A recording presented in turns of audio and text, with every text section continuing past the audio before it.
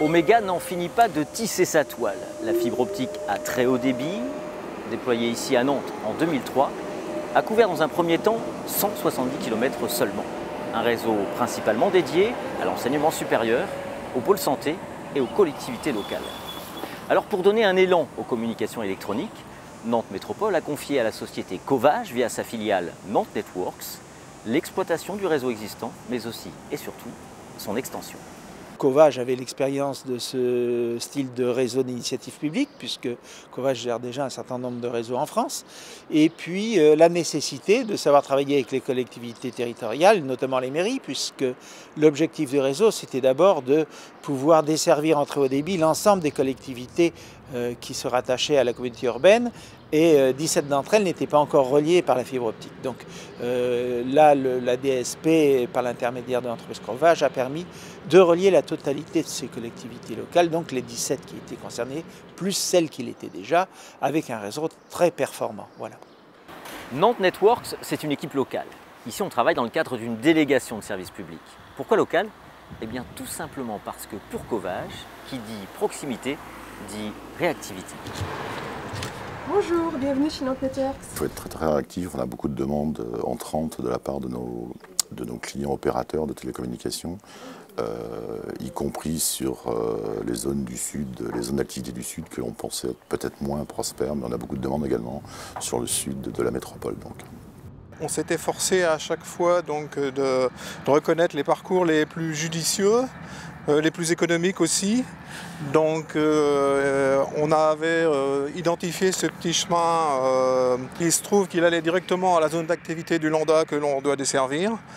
Comme on peut faire du génie civil mécanisé, en gros 500 mètres dans la matinée, et pas de gêne pour les riverains non plus, on a retenu donc ce chemin-là.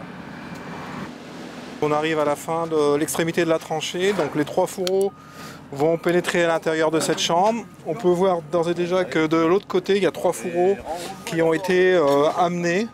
Ces fourreaux, ils sont déjà raccordés. Ils vont desservir la zone du Landa, la mairie de Saint-Jean-de-Boiseau et plus loin la mairie du Pèlerin.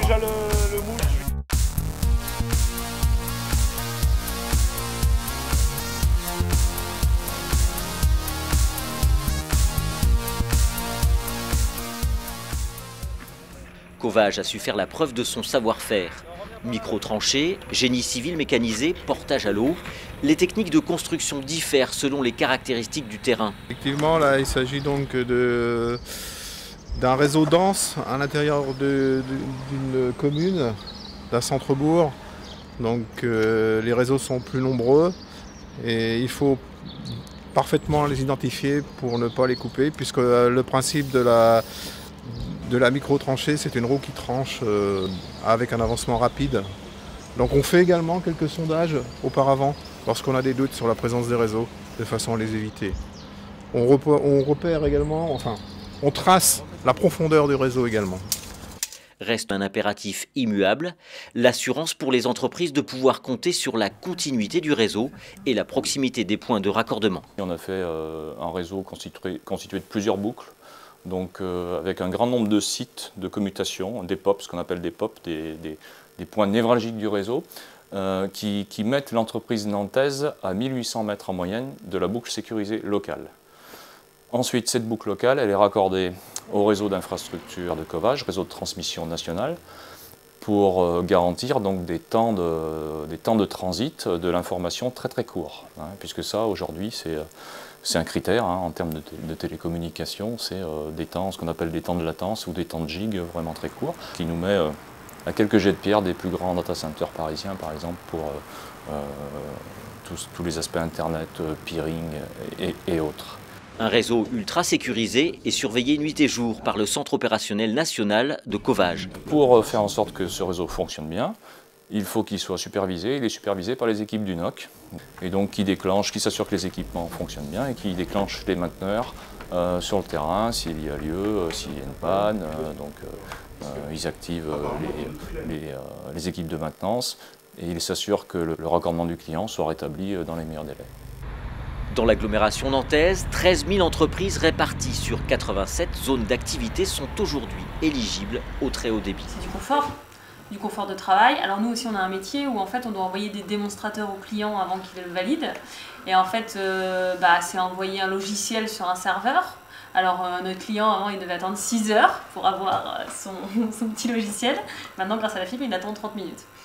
Par rapport à la SDSL, on pouvait avoir des coupures. Donc vous avez tous vos agents qui ne peuvent plus travailler. Vous avez de l'irrégularité, donc vous avez des fois on entend moins, etc.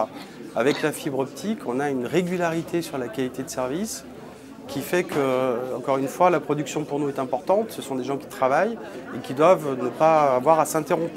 Si vous êtes en train de faire une vente et que la communication se coupe, eh bien, tout le monde est perdant. Et on ne peut pas rappeler le client derrière, ça ne fait pas très sérieux. Voilà, la fibre optique, l'avantage, c'est que c'est super stable et qu'à moins qu'il y ait un coup de pelleteuse dans la rue, on n'a pas de crainte technique. On a aujourd'hui une liaison de 6 mégabits, donc c'est quand même de petit calibre, mais c'est relativement simple d'évoluer. Alors bien évidemment, ça évolue sur le plan tarifaire également, mais sur le plan opérationnel, ça se fait dans 24 heures et ça peut être des opportunités qui peuvent être intéressantes dans le cadre d'échanges à l'étranger, enfin avec nos clients en Asie notamment.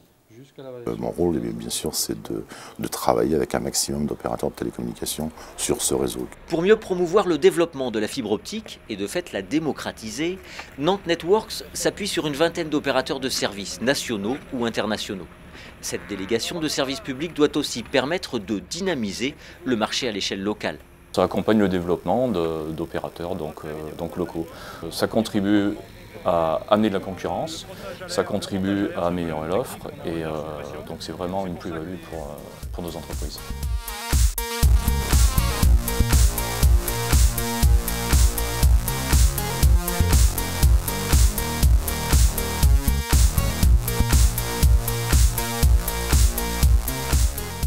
Il faut savoir que les TIC sur Nantes, c'est aujourd'hui 1700 entreprises, pratiquement. 18 000 salariés, c'est quand même assez énorme. Et ces gens-là ont besoin de flux importants et de débit quotidien. Exemple avec NGE. Vous voyez les parkings à Nantes. Le service apporté par Nantes Networks avec une assistante 7 jours sur 7, 24 heures sur 24, correspond bien à nos engagements de service, nous aussi, vis-à-vis de nos clients, puisque nos parkings sont ouverts 7 jours sur 7, 24 heures sur 24, et donc on se doit de pouvoir intervenir à tout moment. Donc, la fiabilité et l'assistance, la réactivité sont des aspects très importants pour nous. L'établissement public local Le Voyage à Nantes bénéficie également des avantages du très haut débit. Donc nous étions utilisateurs du réseau Omedia depuis 2006. Donc c'est donc assez naturellement qu'on s'est retourné vers Nantes Networks. D'une part parce que ça simplifiait la mise en œuvre et entre guillemets la migration de notre réseau. Nous voulions maintenir les liens entre notre siège et les sites, on va dire, sur lesquels nous accueillons le public. Grâce à la fibre optique, la gestion de la billetterie, des réservations est plus sécurisée, plus fluide. Il y a eu besoin de mettre en fait la vidéosurveillance au niveau du carrousel et là effectivement Nantes Networks a tiré une solution directe pour ramener tout ça au PC sécurité qui se trouve dans les nefs. La fibre optique est un atout indéniable pour les entreprises, mais pas seulement. Aujourd'hui, l'ensemble des communes de la métropole se retrouvent interconnectées. Plateformes d'échange, dématérialisation, des pratiques et des données, bref. Le très haut débit offre de nombreuses perspectives aux collectivités et aux habitants. Cela permettra une dématérialisation plus importante des activités des collectivités, notamment par le transfert de fichiers, notamment lors des appels d'offres par exemple. Nous allons dynamiser le territoire en améliorant l'offre, en apportant du choix. Apporter de la connectivité, c'est un facteur essentiel pour la croissance, pour le développement économique et pour la compétitivité de nos entreprises. Fibre optique et très haut débit sont donc directement liés. La fibre optique a encore un bel avenir devant elle et est durablement ancrée dans l'ère de l'homo numericus.